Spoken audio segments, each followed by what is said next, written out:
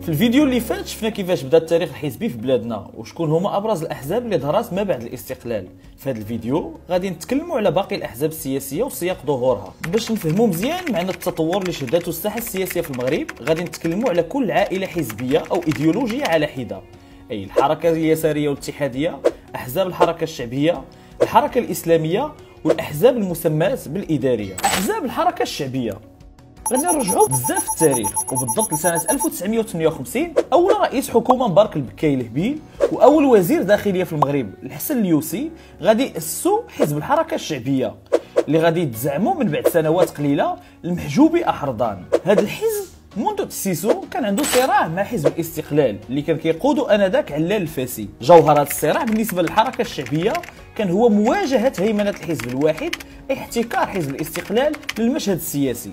الحركه الشعبيه انشقت عليها احزاب عديده، من بينها الحركه الوطنيه الشعبيه، الحركه الديمقراطيه الاجتماعيه، التجديد والانصاف، المبادره الوطنيه للتنميه، الاتحاد الديمقراطي، العهد الديمقراطي الى اخره.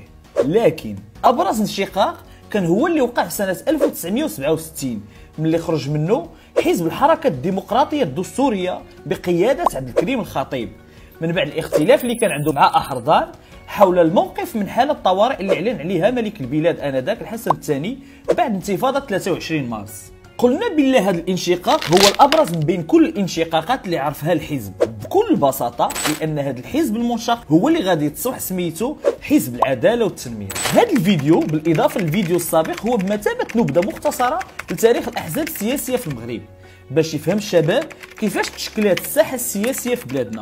الاحزاب السياسيه مهمه في كل الديمقراطيات، داكشي علاش خاص نقويوها باش تقوم بالدور ديالها كما يجب عبر الانخراط والمشاركه الانتخابيه، سواء عبر التصويت او الترشح او حتى الملاحظه او مراقبه الانتخابات.